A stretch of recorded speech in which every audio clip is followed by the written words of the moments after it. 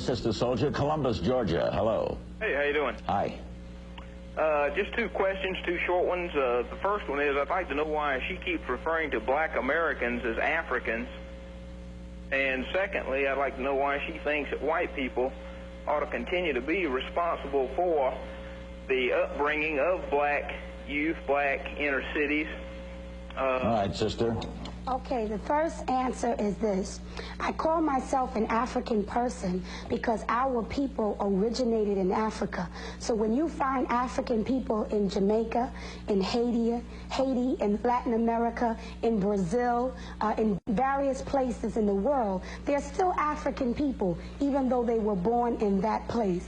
And I'm very proud of the fact that I am an African person. And what about white Americans and educating black Americans? The second question is strange because I just gave an entire bunch of comments about independence and self-sufficiency, and he's asking me why I think white people should raise the children, which is indicative of the fact that he has a problem. Yeah, I do think, however, saying the opposite, right? I was saying the opposite. I do think, however, that as long as African people in this country are taxpayers, that we have impact on the American government, and that we should say how dollars are advocated to the upliftment of our people. Seattle, Washington for Sister Soldier. Seattle, are you there? Okay, Seattle, goodbye. We go to Washington, D.C. Hello. Hello. I'd like to know exactly how Sister Soldier might feel about a comment that was made by a white D.C. disc jockey who made reference to Martin Luther King Day by saying, we get a day off from Martin Luther King. Why don't we kill a few more of them and get a week off? Now, in fairness, that was many years ago, and he apologized for that many, many times. Well, I can still answer her question. Sure, I'm sure. I just want to set the record straight.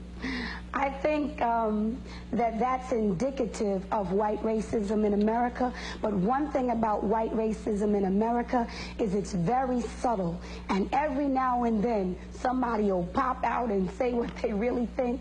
But the thing that kills African people in America is not what white people say, but what they do. Their policies, their actions, and how it affects African people domestically and internationally. Camp Wingfoot, Ohio. Hello. Hi, Larry. Hi. Sister, I really appreciate what you're doing, but I'd like to ask you, what do you think is the difference between you and a David Duke, and why don't you take some of that money you spend on your expensive jewels and give it to the African people you're talking about? Okay, I'll answer the first part first. Well, Clinton compared you to Duke, so it's a fair question. Oh, I have no problem with the question. You can ask me anything you want to ask me. First of all, David Duke was a member of the KKK, Ku Klux Klan, which is a terrorist organization that advocates and does perform the murder of African people and has, over a period of 150 years, killed African people, burnt down our houses, blown up our churches, killed our children, and hung our men from trees.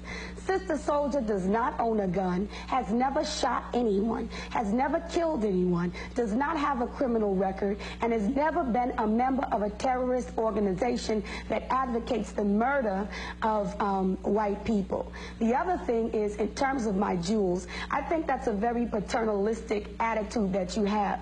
And most white people tend to think that African people as individuals should not enjoy any of the benefits of their material accomplishments, even though we have to work twice and 3 times as hard as white people in order to get it. The other thing, excuse me, that you should know is that I do support various causes for the upliftment of African children back in my community in Harlem and in Brooklyn, and that I encourage young people to develop businesses by giving them money and running contests to stimulate the thoughts about entrepreneurship in our community. One more thing I want to discuss with you. Your thoughts on Ice-T. Vice President Quayle today attacked Time Warner, the company that owns the recording company he records for, because of his statements about killing police officers in his rap music. I haven't heard your thoughts on that.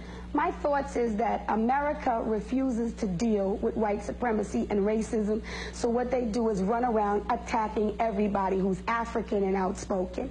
Ice-T, Public Enemy, Minister Farrakhan, Anybody that has an opinion or who's pissed off at the fact that we're beat down, brutalized, and when we go and seek justice in the courts, we still cannot get it. So I'm not surprised that they're attacking Ice-T. The other thing I wanted to say is this, that you take a guy like Quayle and you really start to understand racism. Here is a man who has absolutely no intelligence, political savvy, or understanding of the majority of people in the American society. But just simply because he's white and born into a privileged family, he can actually run around and pretend to be the vice president of this country. Do you like Ice-T's music? I am not a person that purchases Ice-T's music, but I certainly support his right to express himself. Thanks very much, Sister Souljah. Thanks for joining us. Thank you very much for having me. I appreciate the opportunity. My pleasure. Sister Souljah joining us on Larry King Live.